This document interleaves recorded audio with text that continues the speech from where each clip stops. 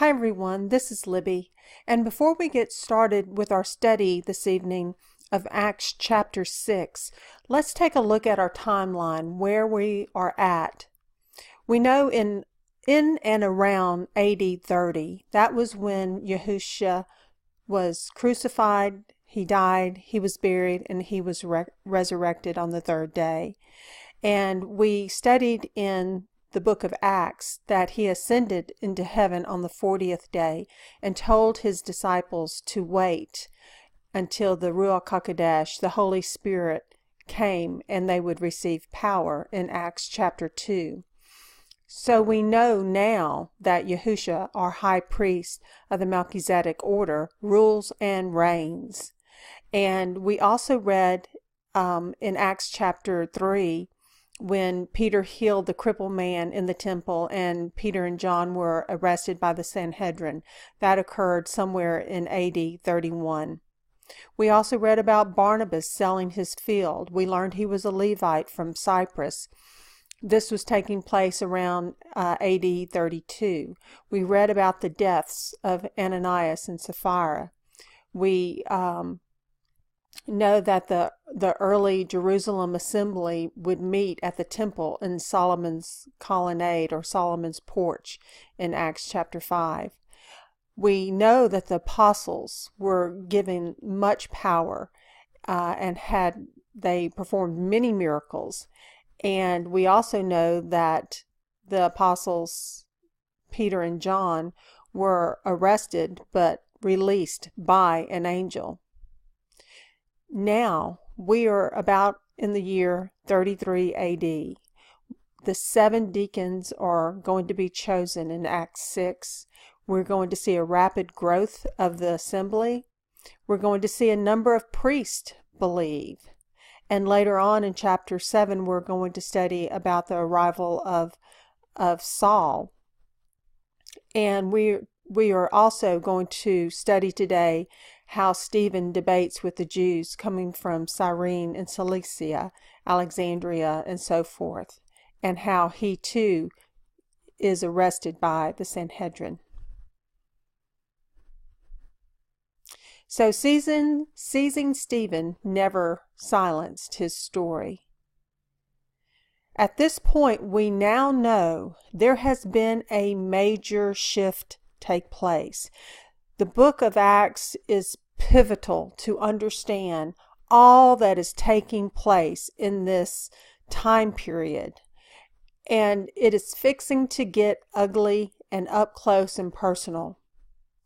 Now, what is this major shift that's taking place? Well, we are reminded of that in Hebrews 7, verse 12 through 24. It reads, and you can never read these verses too many times, so meditate on these verses. For the priesthood being changed, of necessity there takes place a change of law also. For he of whom this is said belongs to another tribe, from which no one had attended at the altar. For it is perfectly clear that our master arose from Judah, a tribe about which Moses never spoke of concerning priesthood.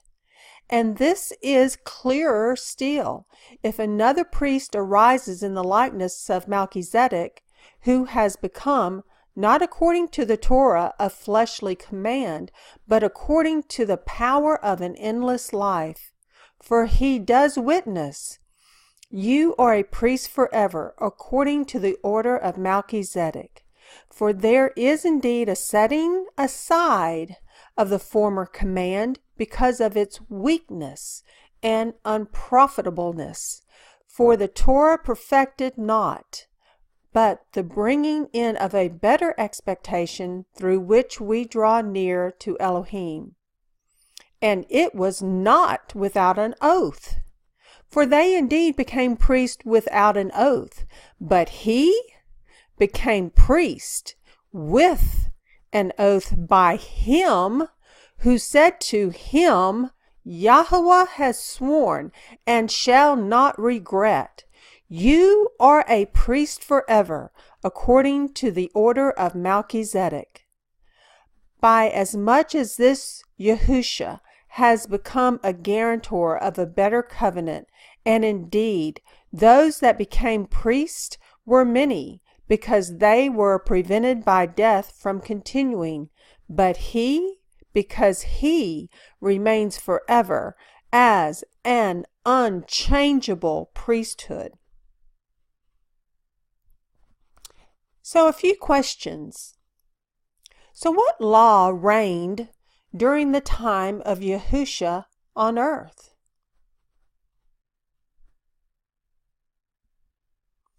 The book of the law with the Aaronic Levitical priesthood. That was the reigning priesthood and law at the time that Yahusha walked on this earth.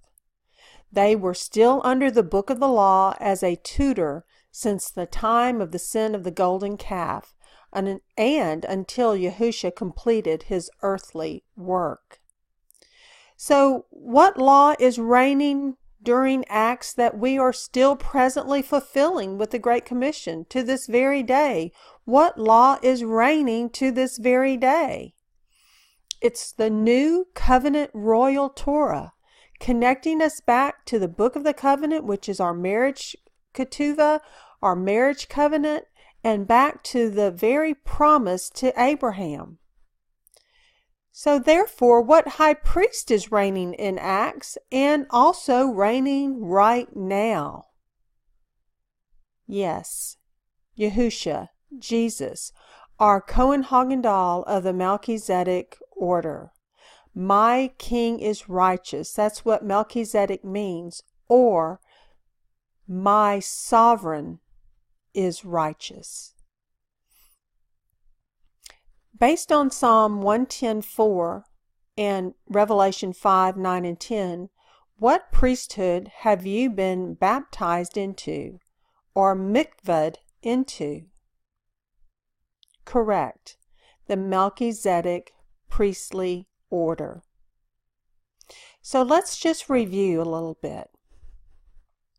The book of the law.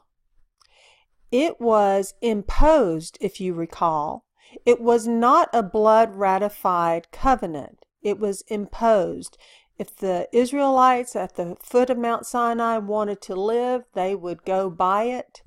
And it was the law that the Aaronic Levitical priesthood implemented.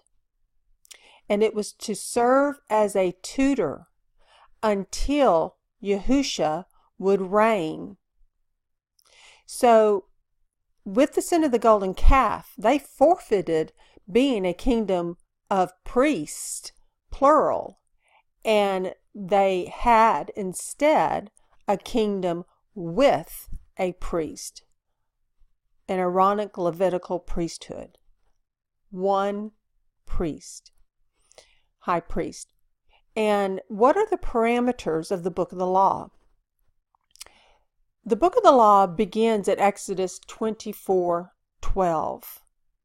It goes through Leviticus, through Numbers, through Deuteronomy, into the early parts of Joshua.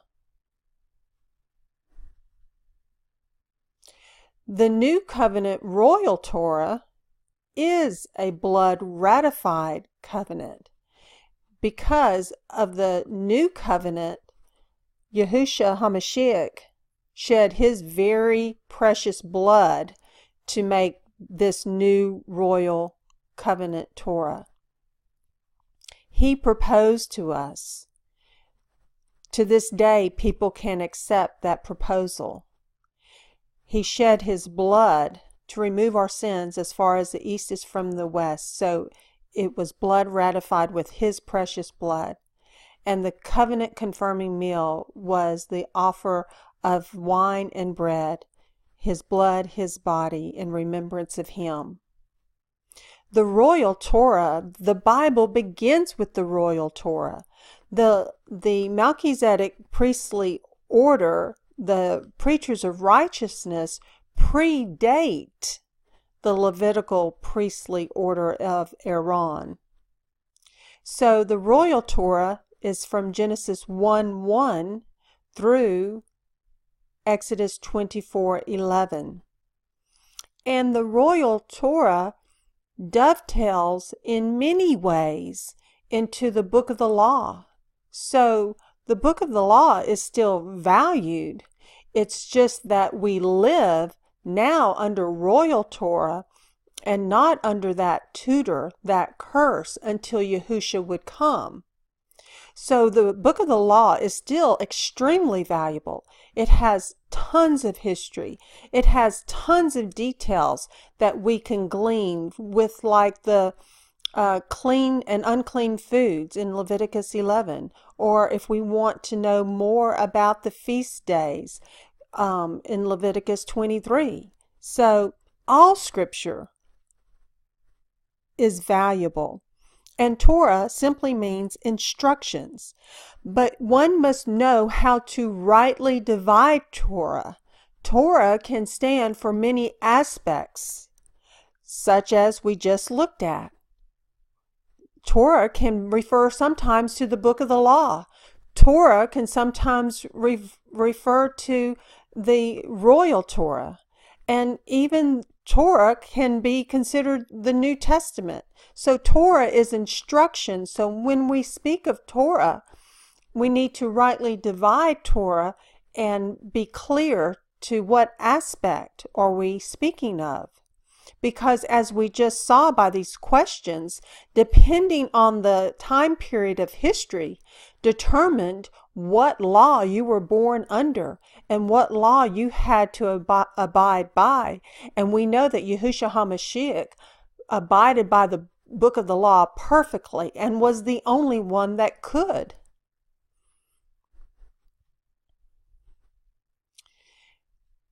In addition, we know Yahushua is not only our chief sovereign, our high priest, but we know he was also born a king. So it's a combination of a priestly order of kingship and being high priest. And we know he was from the tribe of Judah, not Levi, and after the order of Melchizedek. So now we are again a kingdom of priests, plural, from every tribe, tongue, people, and nation, something that could have never been achieved under the Aaronic Levitical priesthood. We also know that the book of the law is distinguished from the book of the covenant by this verse right here, Deuteronomy 31:26, because it says, take this book of the Torah, which is the book of the law. This is the book of the law that Moses was finishing writing, and you shall place it where? Beside the ark of the covenant of Yahweh your Elohim, and it shall be there as a witness against you. So it was placed in an area beside the Ark of the Covenant, an area that they could view, an area that they could remember, that was a tutor, that was imposed upon them because of the sin of the golden calf, and it was imposed to spare their very lives until Yahushua HaMashiach could come and give us the new covenant royal Torah. So in Acts 6:1, we read, and in those days when the taught ones were increasing, there arose a grumbling against the Hebrews by the Hellenists, because their widows were overlooked in the daily serving. So this was actually a good problem, because they were growing, the kingdom was multiplying, and they were having normal growing pains. And they needed more servants to care for the flock. But be cautious here, because when you need more servants, you just don't want any warm body. And the reason why they needed the help was very noble, because their widows were overlooked. And we know in Job 31:16, it speaks about how precious widows and orphans are to Yahweh and strangers. So Yahweh has a heart for widows. And it reads, if I have withheld the poor from pleasure, or caused the widow's eyes to fail, Job speaks of. Or in Deuteronomy, let it be for the stranger, for the fatherless, and for the widow, so that Yahweh your Elohim might bless you in all the work of your hands. Or let it be for the stranger, for the fatherless, and the widow. And again, they are recognized in verse 21. So leave a few olives for them. Leave some grapes for them. Don't forget about the fatherless. Don't forget about the widows. Don't forget about the strangers. And in Malachi, we read about them as well. And I shall draw near to you for right ruling, and I shall be a swift witness against the practicers of witchcraft, and against adulterers, and against them that swear to falsehood, and against those who oppress the wage earner in his wages, and widows, and the fatherless, and those who turn away a sojourner, and do not fear me, said Yahweh of hosts. So it's very clear how he views the widows and the strangers and the fatherless. And in James 1:27 we read, verse 27 of chapter 1, clean and undefiled religion before the Elohim and Father is this, to visit orphans and widows in their affliction, and to keep oneself unstained from the world. So this was a very noble cause, and it was recognized as such. So in verse 2 and 3 we read, so the 12 summoned the group of the taught ones and said, it is not pleasing for us to leave the word of Elohim and serve tables. Therefore, brothers, seek out from among you. So they were not selecting them. They told the people to select them. Seek out from among you, not just anybody, but they say 7 men who are known to be filled with the set-apart spirit and wisdom, whom we shall appoint for this duty. So it was not to be taken lightly, and they were to be men known to be filled with the set-apart spirit and wisdom.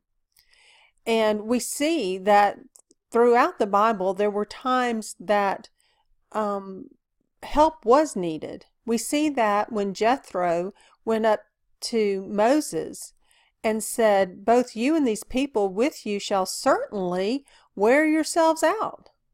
So we all should use our gifts to help serve one another. And in verse 21 it said, but you yourself seek out from all the people able men who fear Elohim, men of truth, hating unfair gain, and place these over them to be rulers of thousands, rulers of hundreds, rulers of 50s, and rulers of 10s. And so that's what Moses did. He chose able men out of all Israel and made them heads over the people. And so that is a noble thing to do, and it really helps everyone, and it does not wear out the leaders. And in 2 Timothy 2:4, it reads, no one serving as a soldier gets involved in the affairs of this life in order to please only him who enlisted him as a soldier. And it's very easy to get involved in the affairs of this life. So often we have to evaluate our lives and ask ourselves, now, why am I involved in this aspect? Is this something Yahweh wants me involved in? Or am I getting caught up in the affairs of this world? And in 1 Timothy 3:8-15, we see other instances. It says, I likewise, attendants, are to be reverent, not double-tongued, not given to much wine, not greedy for filthy gain. And we see a lot of false pastors and priests that apparently are very greedy for filthy gain. And in verse 10 it says, and let these also be proved first, then let them serve, if they are unreprovable. So throughout his word, we see examples of not just picking anyone, but picking those that are worthy. Not gossipers, not liars, not false accusers. Remember, Neil Anderson quoted one time, if you are tempted, you know it. If you are accused, you know it. But if you are deceived, you don't know it. So these men that they were to choose were to be filled with the Spirit of truth. They should be trustworthy, they should be proven, they should be stable. Because serving is a privilege. And in Acts 6:4, but we shall give ourselves continually to prayer and to serving the word. Now the apostles weren't trying to slough off duties. They weren't trying to slough off serving. It's just that they were in the middle of major spiritual warfare. There was a major shift of power, and there was a new priesthood being implemented. And this needed to be taught. It needed to be taught well, and it needed to be prayed over, and the word needed to be studied.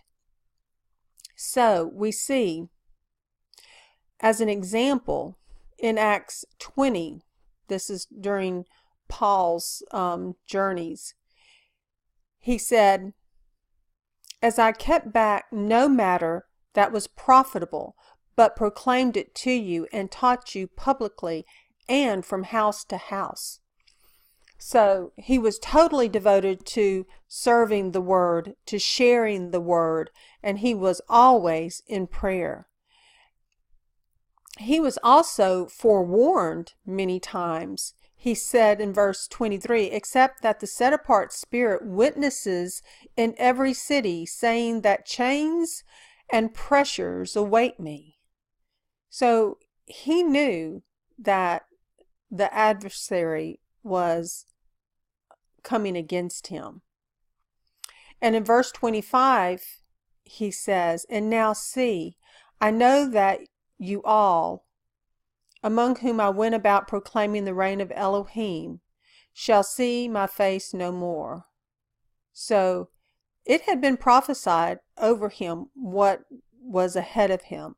He didn't know all the details at that time, but he shared with them that they would not see his face anymore. Therefore, I witness to you this day that I am clear from the blood of all, for I kept not back from declaring to you all the counsel of Elohim. Therefore take heed to yourselves and to all the flock among which the set-apart Spirit has made you overseers, to shepherd the assembly of Elohim, which he has purchased with his own blood. For I know this, that after my departure savage wolves shall come in among you, not sparing the flock. Also from among yourselves men shall arise, speaking distorted teachings to draw away the taught ones after themselves. So Paul is articulating the spiritual warfare that surrounds each and every one of us to this day. And in Colossians 1, 9 through 13, we read, that is also why we from the day we heard have not ceased praying for you. That's why praying is so important, and asking that you be filled with the knowledge of his desire in all wisdom and spiritual understanding, to walk worthily of the Master, pleasing all, bearing fruit in every good work, and increasing in the knowledge of Elohim. being empowered with all power according to the might of his esteem, for all endurance and patience with joy, giving thanks to the Father who has made us fit to share in the inheritance of the set apart ones in the light, who has delivered us from the authority of darkness. Again, under the Melchizedek priestly order, there was the authority. Yahushua said, all authority has been given me in heaven and on earth. And he said, go therefore. So the authority had changed. And one of those things that stands out in the New Testament again about that shift of authority over the kingdom of darkness was the fact that the apostles and the sent ones could cast out demons, had authority over the demons. That was not seen in the New Testament, if you will. And transferred us into what? Into the reign of the Son of his love.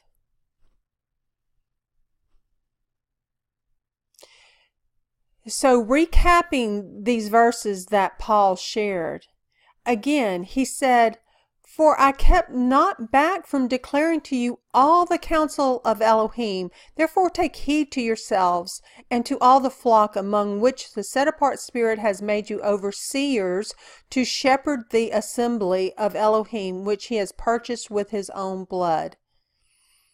For I know this. He didn't say this might happen or, this could happen. No.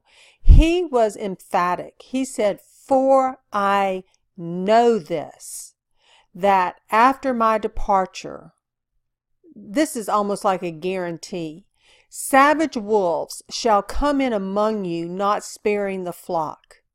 And he goes on to say, also, from among yourselves,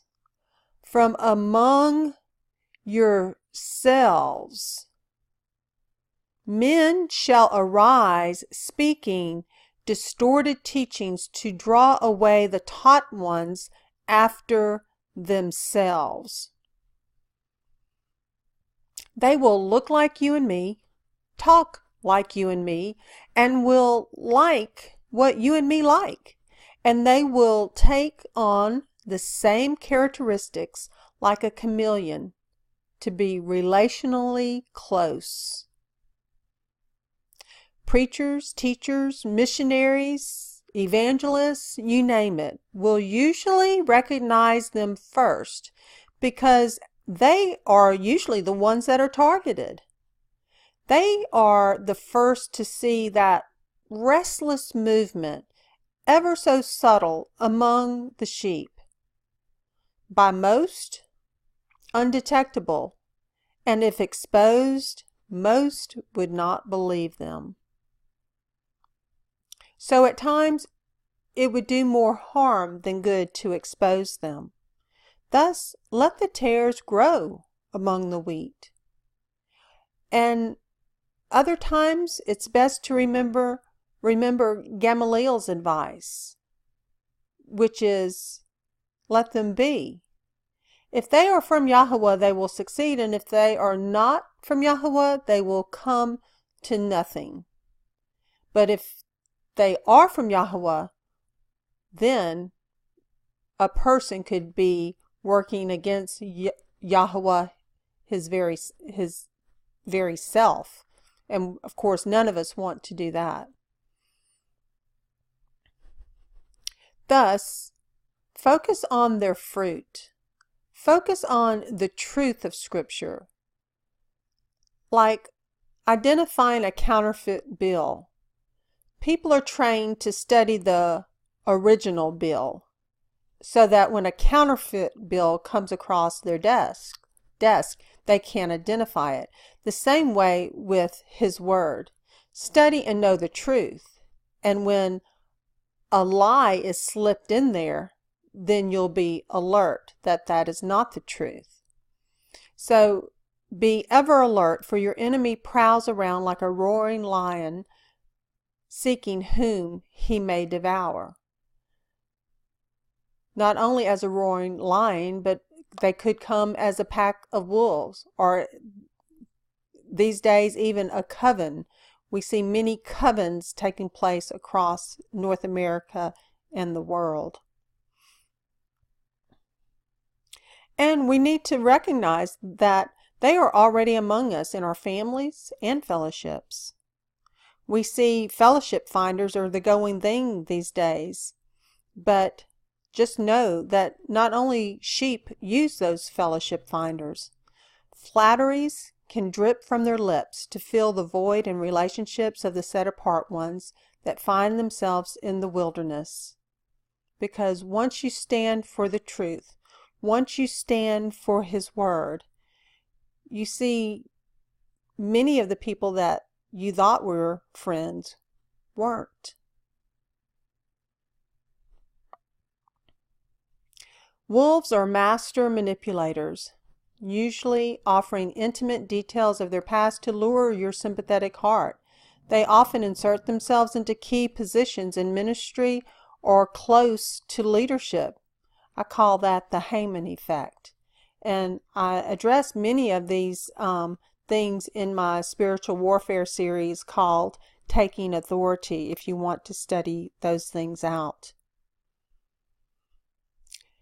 And no, they will not enter through the door, which is Yahusha, but they'll come into your life another way. Maybe a kitchen door. You know, most of our closest friends come through our kitchen door, right? Maybe a phone call, maybe an email, but enter they will.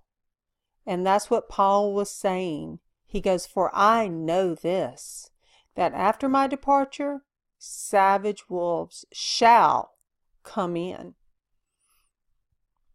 So they shall come in. I call that the Little Red Riding Hood effect. In Acts 6:5, it reads, "And the word pleased the entire group, and they chose Stephen, a man filled with belief in the set-apart Spirit, and Philip, and Prochorus, and Nicanor, and Timon, and Parmenas, and Nicholas, a convert from Antioch, whom they set before the emissaries, and when they had prayed, they laid hands on them." And again, you always need to trust who you are allowing to lay hands on you, because the enemy can also lay hands on people, and they can also transfer things to that person that you would not want. They can transfer unclean spirits instead of blessings. So beware, beware. So in Acts 11, again, it identifies Stephen, just like in this verse, was a good man, filled with the set-apart Spirit and with belief. And we read about Philip in Acts 8 in verse 6. Well, let's start with verse 5. It says, "And going down to the city of Samaria, Philip proclaimed Messiah to them, and the crowds with one mind heeded what Philip said, hearing and seeing the miracles which he did. For unclean spirits came out." So Philip could cast out those unclean spirits of many who were possessed, crying with a loud voice, and many were paralyzed and lame were healed. Many who were paralyzed and lame were healed. And there came to be a great joy in that city. Now there was a certain man called Simon or Shimon, who formerly was practicing magic in the city, and astonished the people of Samaria, claiming to be someone great, to whom they all were giving heed, from the least to the greatest. Remember, in his word, he says that even the elect may be deceived. So we need to be on our guard and know his truth. Truth conquers lies. So to whom they all were giving heed, from the least to the greatest, saying, "This one is the power of Elohim, which is great." And they were giving heed to him because for a long time he had amazed them with his magic. And when they believed Philip as he brought the good news about the reign of Elohim and the name of Yahushua HaMashiach, both men and women were immersed. So Philip was sharing the Melchizedek covenant message. Yahushua HaMashiach, he reigns. He is seated at the right hand of the Father. He is our high priest. And the men and women were mikvahed. They were immersed into the Melchizedek priesthood of every tongue, tribe, people, and nation. And Shimon, or Simon himself, also believed.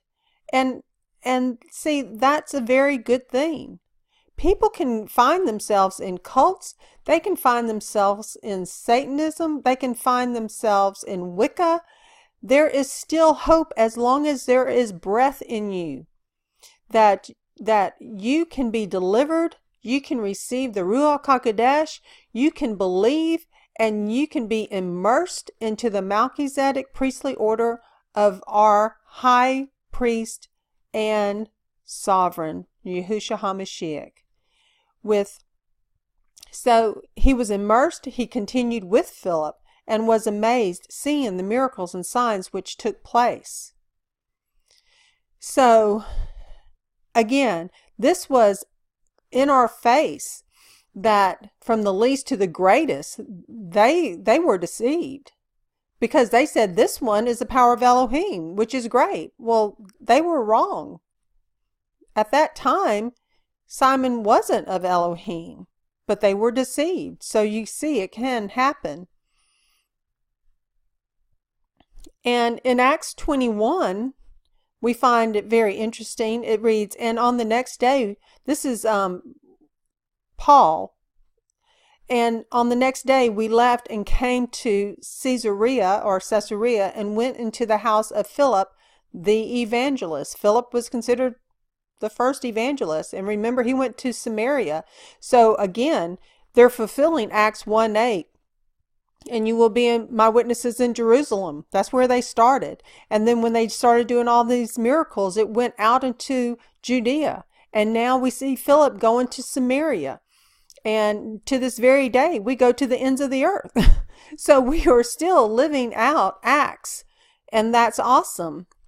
But in addition to Philip being the evangelist, we also read up here, he was one of the 7. And oh, look, he was right there with Stephen.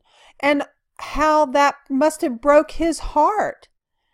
That Paul, the cloaks of the men stoning Stephen were laid at the foot of Paul. But now Paul is a believer. And so he knows now that he understands the full message of Yahushua HaMashiach, because he encountered him on the road to Damascus. So even though there was a transition period of people fearing Paul, we see that amends have been made and forgiveness has been given. Now, Nicanor is an interesting name. Do you recall when we studied that name before? Actually, there was a man named Nicanor. Now, I don't know if this is the same one, but he was the one that built the beautiful gate. And sometimes it was called Nicanor after the one that built it. And I just wanted to point that out. I don't know if this Nicanor had any association with that, but I just thought it was interesting. And in addition, we read of Nicholas there. Now, Nicholas is given a false association to the Nicolaitans by some, but other commentators state he was of good character and was falsely associated with the Nicolaitans because, quote unquote, they said their origin was from Nicholas. Nicholas was a Greek heathen proselyte that converted to Yahusha and the gospel message. The clergy of the Nicolaitans had a reputation of lording over the laity, and their doctrine was hated by Yahusha. You read about that in Revelation 2:6 and 2:15. So many dispute that this Nicholas had any association with the Nicolaitans. And to this day, in many denominations, we see that the clergy lord over the laity of the churches. That was not the original design. And in Acts 6:7, it says, "And the word of Elohim spread, and the number of the taught ones increased greatly in Jerusalem, and a great many of the priests were obedient to the belief." So the priest, it was testified also in Acts 21:20, how many thousands of Yehudim, Jews, there are who have believed, and all are ardent for the Torah. And in Psalm 132:9, "Let your priests put on righteousness, and your lovingly committed ones shout for joy." And Psalm 132:16, "And I put deliverance on her priests, and her lovingly committed ones sing for joy." In Clark's commentary, he wrote, "A great company of the priests were obedient to the faith. This was one of the greatest miracles wrought by the grace of Yahusha, that persons so intent on the destruction of Yahusha, his apostles, and his doctrine, should at last espouse that doctrine is astonishing, and that they who had withstood the evidence of the miracles of Yahusha should have yielded to the doctrine of his death and resurrection is worthy of note.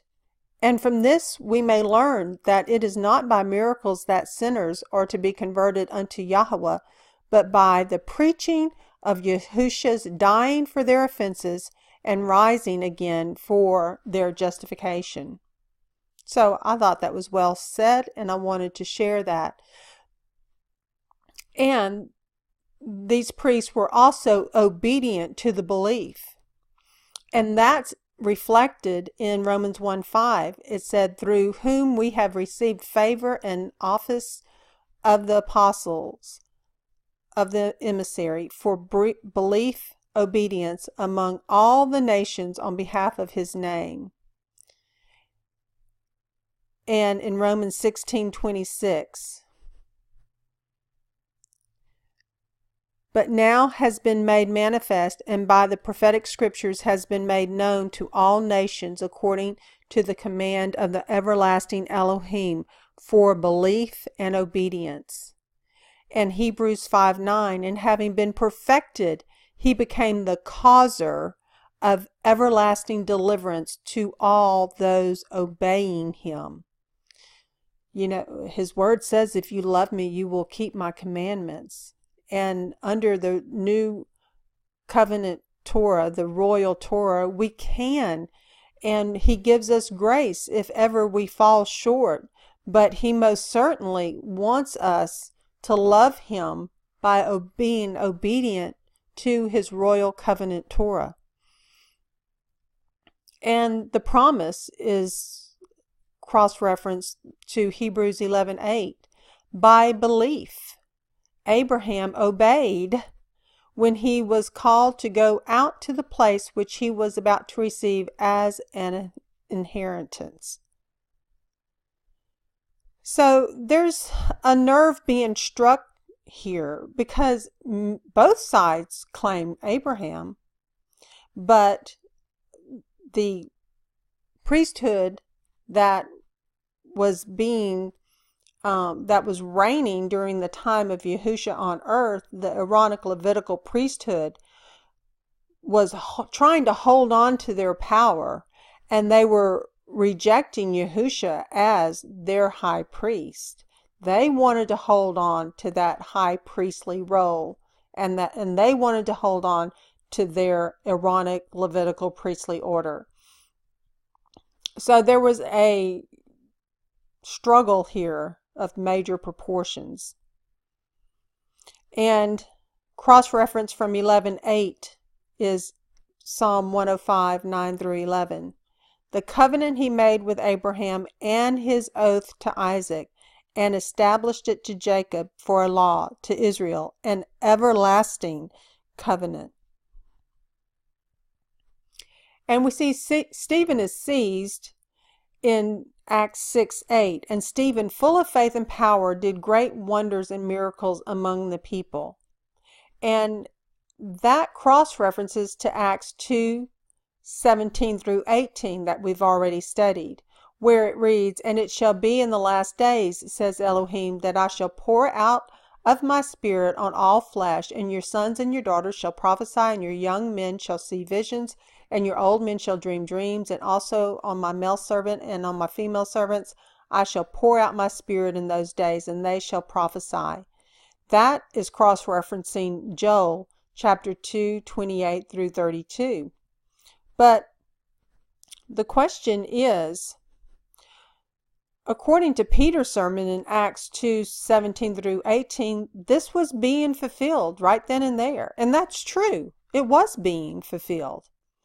But what application, if any, does it have for us? So to understand this, we need to understand how prophecy is viewed from a Greek perspective versus a Hebrew perspective. Because if you view it from a Greek perspective, you would think this has no application for us today. But if you view it from a Hebrew perspective, you will come to another conclusion. With the Greek model of hermeneutics, you will see that prophecy equals prediction, fulfillment, prediction, fulfillment, prediction, fulfillment. But with the Hebrew model, prophecy equals pattern. So this same pattern will repeat itself.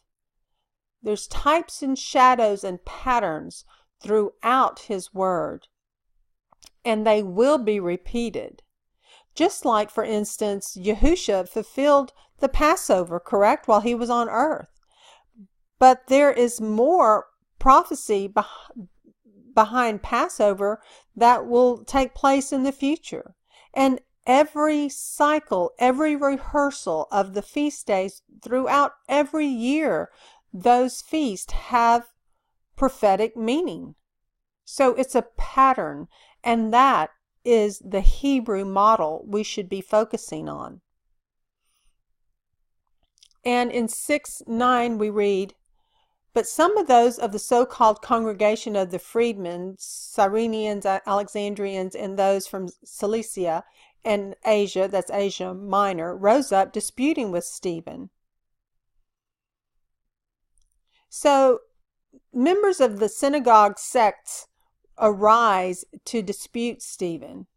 We also see that take place in Acts 21:7 when we get to that point, when the Asian sect rising against Paul. We read about that.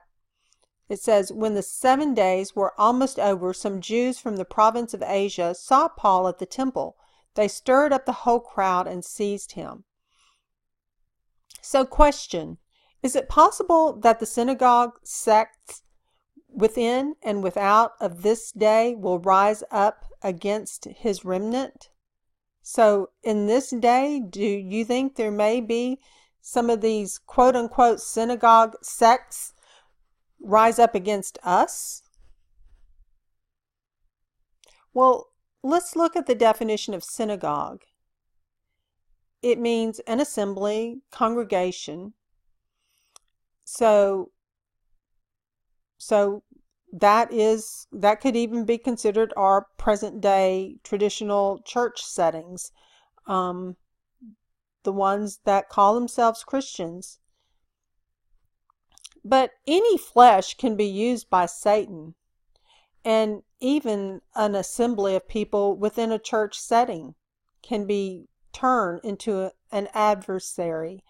And a synagogue of Satan is a synagogue, an assembly, but it's an adverse assembly.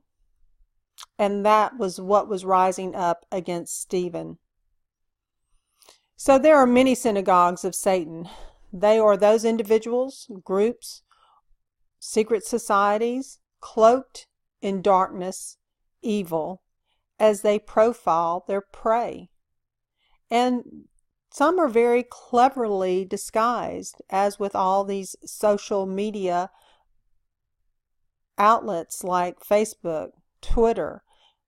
They're simply profiling every person on those social networks. It's the drawback of the age of technology. We also read about the connection of Paul to Talicia in Acts 22:3, because he said, I am indeed a Jew, having been born in Tarsus of Cilicia, but brought up in this city at the feet of Gamaliel, having been instructed according to the exactness of the Torah of our fathers, being ardent for Elohim, as you all are today. So Paul came from this very sect, from Cilicia. And he was born in Tarsus. So that was his background. Those were people he knew very well. So we will eventually see Stephen in this predicament. We will see this soon take place in Acts chapter 7. And we see the feet of men gathered all around him. He's like he's surrounded by wolves. We are not called the remnant for nothing. We are in the midst of a raging and furious battle. And if you're not aware of that, you should wise up and be aware of that.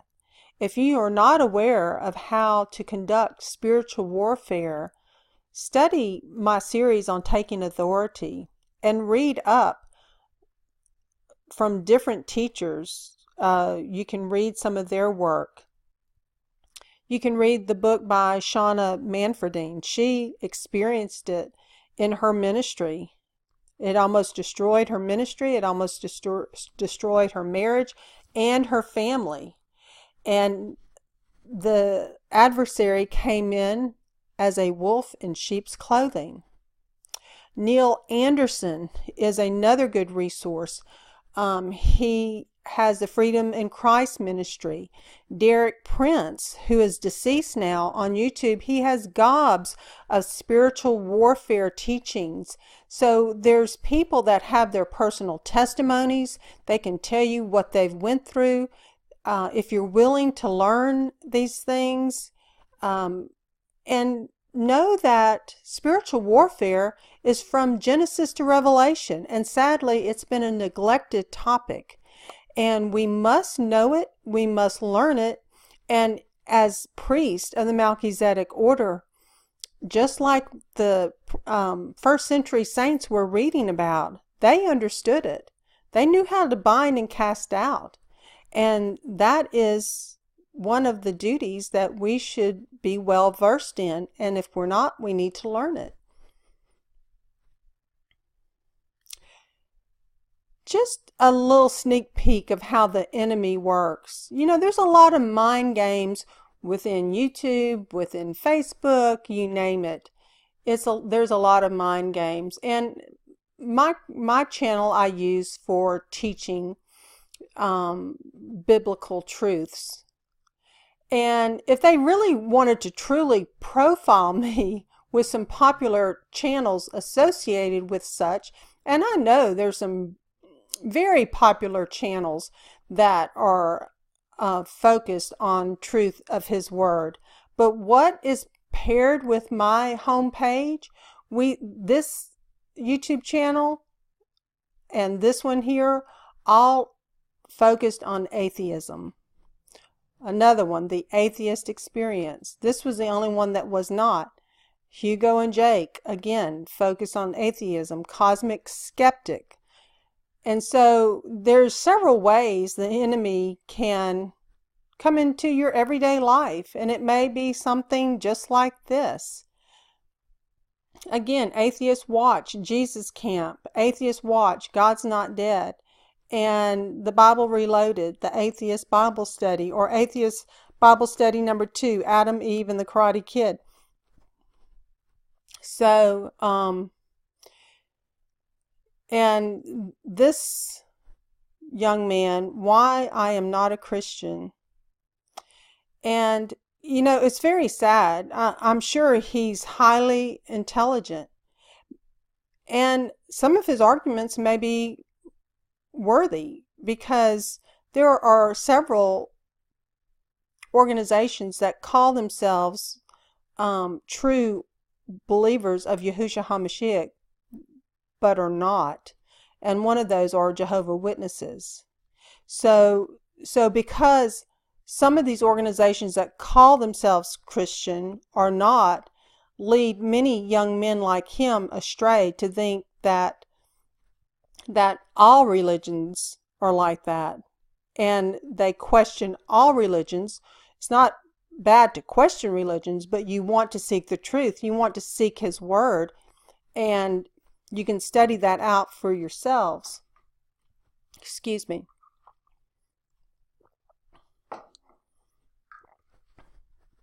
So I just found that extremely sad that people can get off that or never even find the narrow path, because truth is not always practiced in, sadly, most denominations these days. There's a mixture of truth and half-truth, and as we know, a half-truth is a whole lie. So the importance of truth, His truth, is the pearl of great price.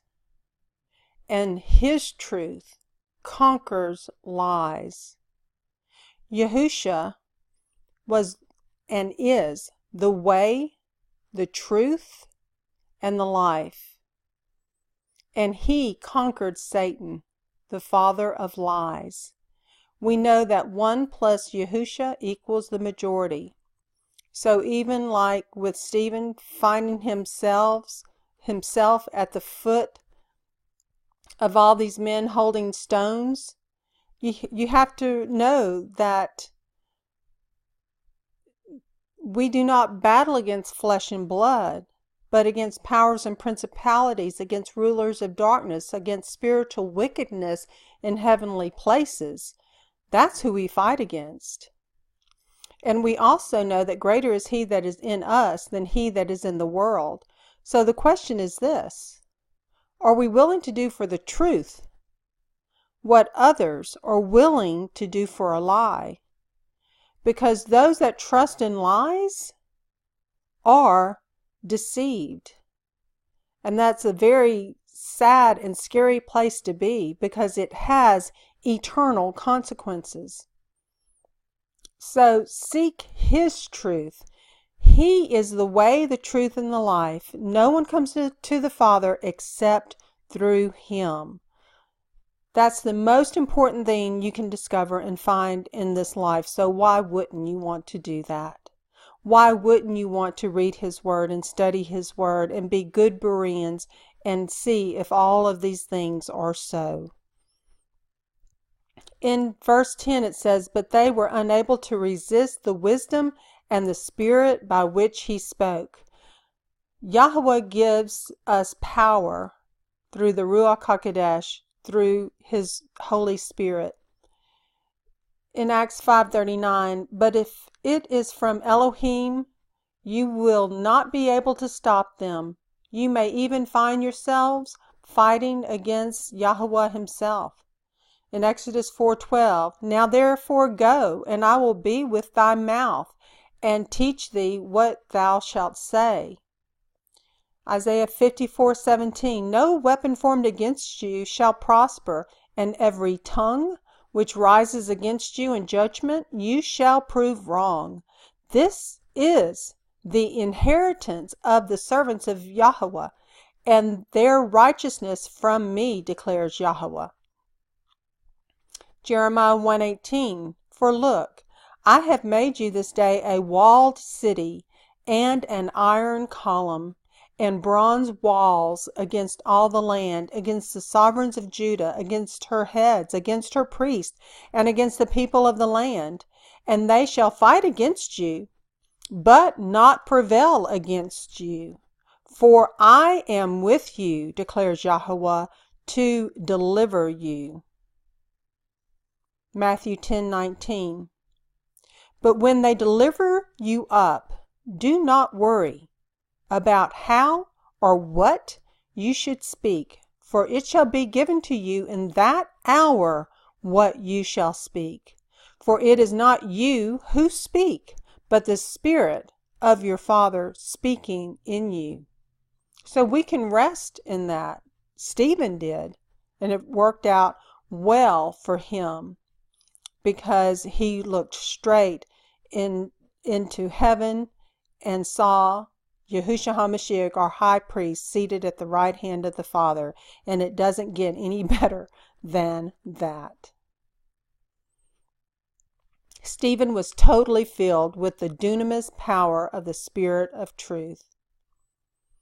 In John 16, verse 12 through 14, we read, I still have many words to say to you, but you are not able to bear them now. But when he comes, the Spirit of the truth, he shall guide you into all the truth. For he shall not speak from himself, but whatever he hears he shall speak, and he shall announce to you what is to come. So the Ruach HaKodesh, the Holy Spirit, will announce to us what is to come.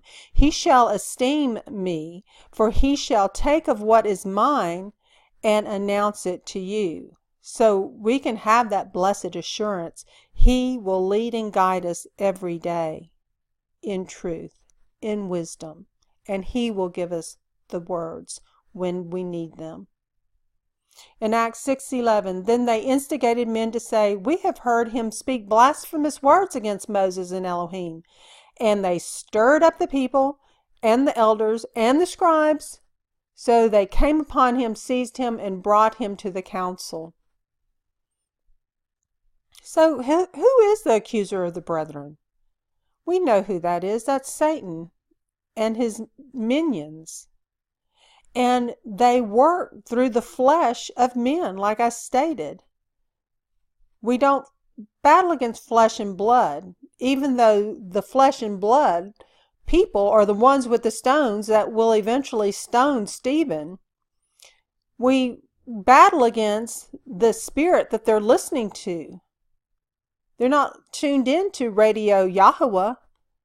They're tuned into Radio Hasatan, Radio Satan. And they're doing the work of Satan. And that is who we see circling Stephen. We see the adversary circling Stephen.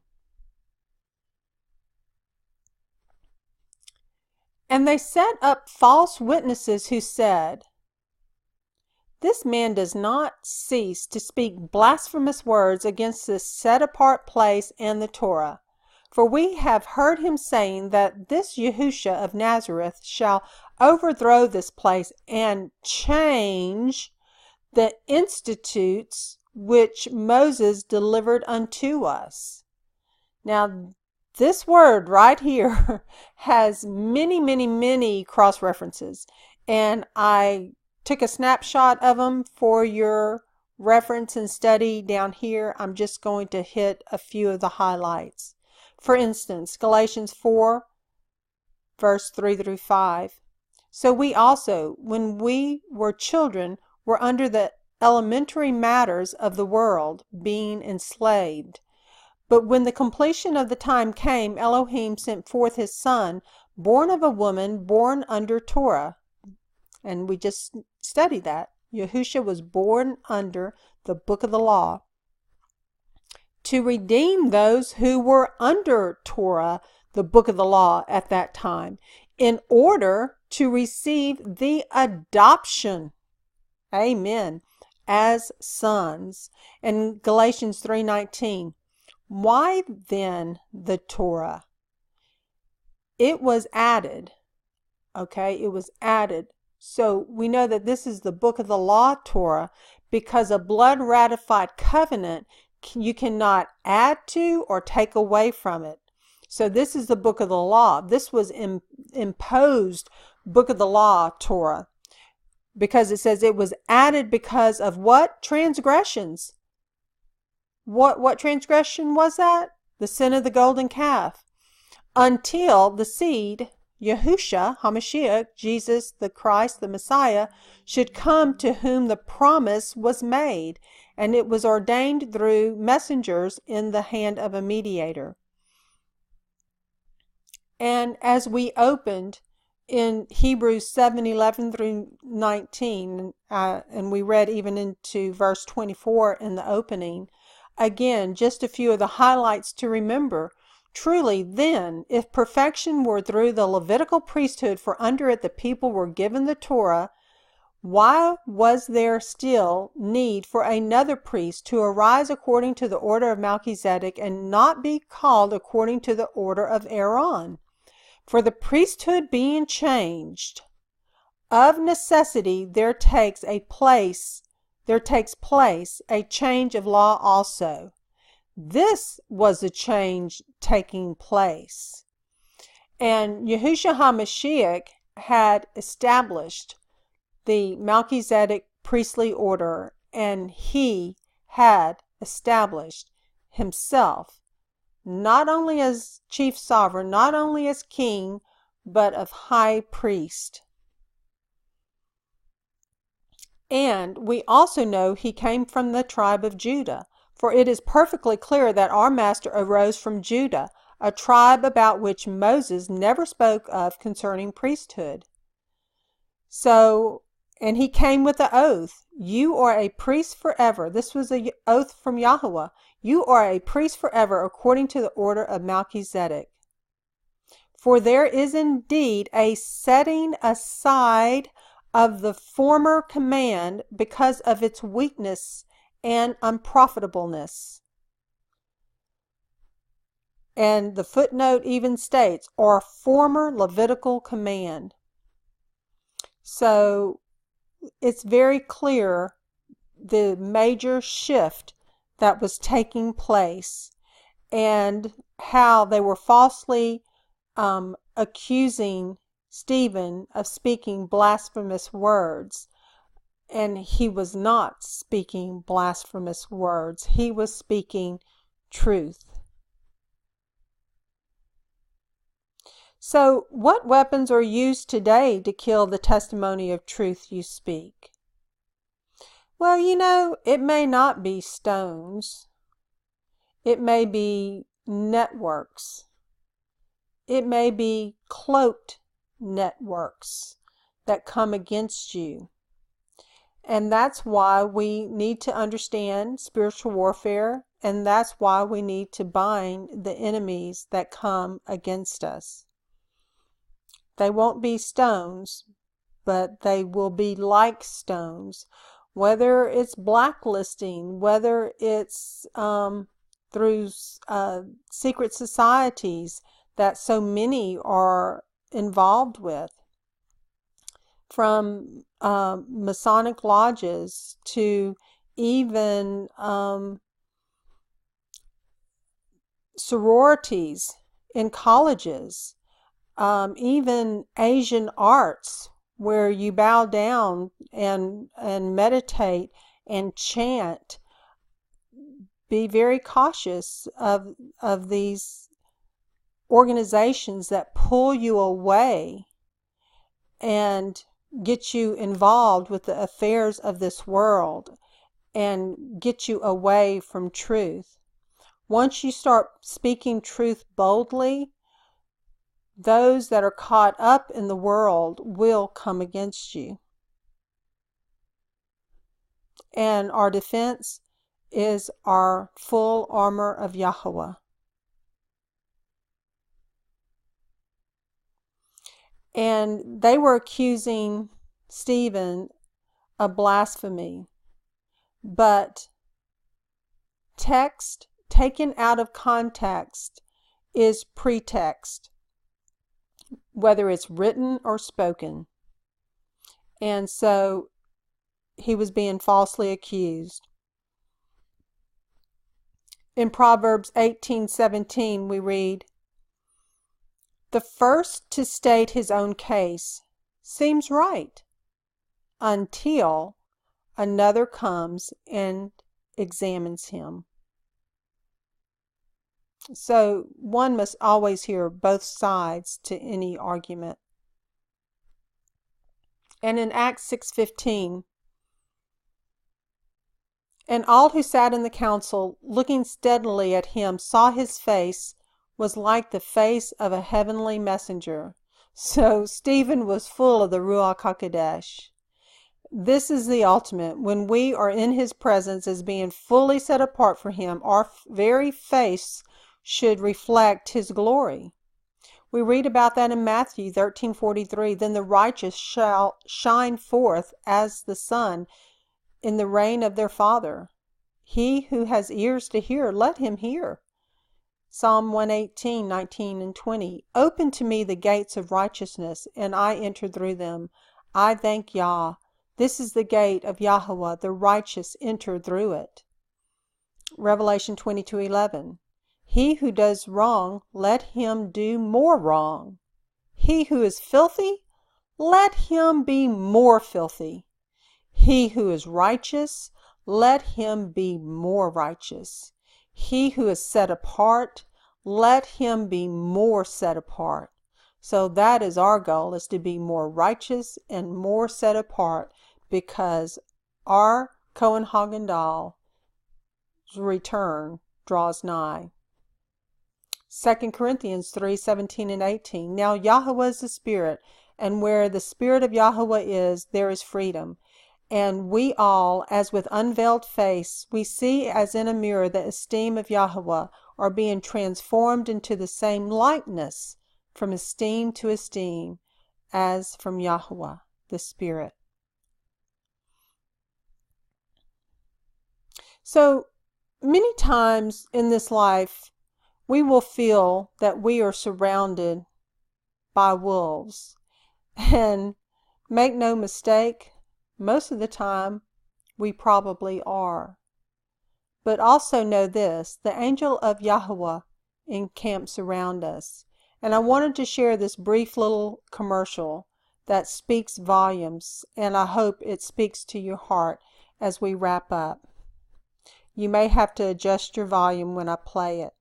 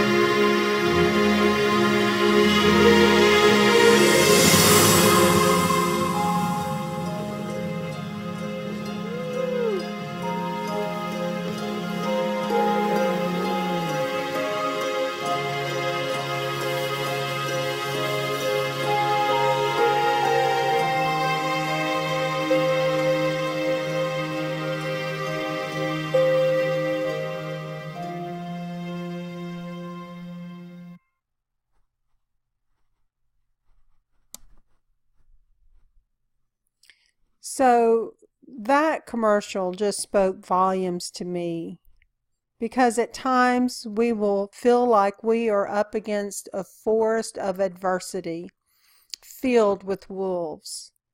But greater is he that is in us than he that is in the world. And we should reach out to strangers, the fatherless, the widows, so that Yahweh our Elohim might bless us.